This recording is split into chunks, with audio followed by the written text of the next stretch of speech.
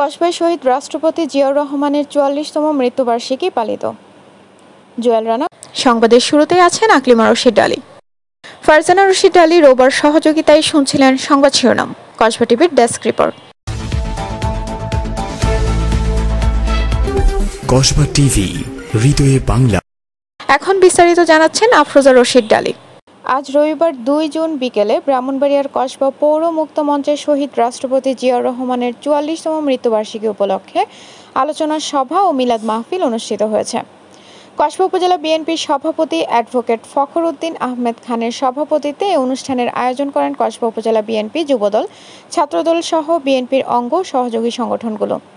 আলোচনা সভায় বক্তব্য রাখেন উপজেলা বিএনপির সাধারণ সম্পাদক শরীফুল হক স্বপন, সহসভাপতি ইকলিল আজম, কসবা পৌর বিএনপির সভাপতি মোহাম্মদ শরীফুল ইসলাম ভূঁইয়া ও সাধারণ সম্পাদক আয়ুম খা, কসবা উপজেলা বিএনপির সাংগঠনিক সম্পাদক মোহাম্মদ কামাল উদ্দিন, কসবা পৌর বিএনপির সিনিয়র সহসভাপতি মোহাম্মদ বশির আহমেদ চৌধুরী, মোহাম্মদ সানাউল্লাহ, কসবা উপজেলা বিএনপির সাংগঠনিক সম্পাদক সুলতান আহমেদ, কসবা উপজেলা যুবদলের আহ্বায়ক মোহাম্মদ মাসুদুল হক ভূঁইয়া দীপু ও সদস্য সচিব মোহাম্মদ জিয়াউল হুদা শিপন, বায়েক ইউনিয়ন বিএনপির সভাপতি মোহাম্মদ নাজমুল হাসান, বাদর ইউনিয়ন বিএনপির সভাপতি রবিউল ইসলাম, কসবা উপজেলা ছাত্রদলের সাবেক যুগ্ম আহ্বায়ক ও সভাপতি পদপ্রার্থী মোহাম্মদ সাদ্দাম হোসেন সহ যুবদল, ছাত্রদল সহ অঙ্গ সংগঠনের নেতাকর্মীরা।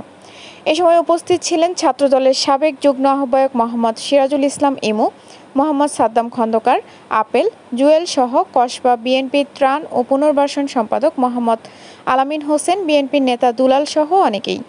সমগ্র অনুষ্ঠানটি পরিচালনা করেন কসবা উপজেলার কারা নির্যাতিত সাবেক ছাত্রনেতা মোহাম্মদ শাহিদুল খা।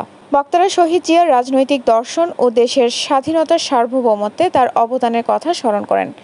তারা বলেন, শহীদ রাষ্ট্রপতি জিয়াউর রহমান ছিলেন একজন দেশপ্রেমিক নেতা, যিনি দেশের জন্য জীবন উৎসর্গ করেছেন।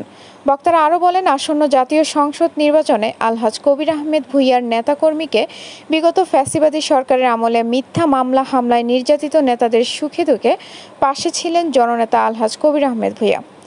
আগামী জাতীয় সংসদ নির্বাচনে ভোটের মাধ্যমে নির্বাচিত করে কসবা আখাউড়া জনগণের সেবা করার জন্য আজ ঐক্যবদ্ধ হতে হবে। অনুষ্ঠানে মরহুমের রুহের মাগফিরাত কামনা করে মিলাদ ও দোয়া মাহফিল অনুষ্ঠিত হয়। কসবা টিভির সংবাদের সাথে থাকার জন্য ধন্যবাদ জানাচ্ছি। পরবর্তী সংবাদ পেতে আমাদের চ্যানেলটি সাবস্ক্রাইব করে রাখুন। হৃদয় বাংলা, কসবা টিভি।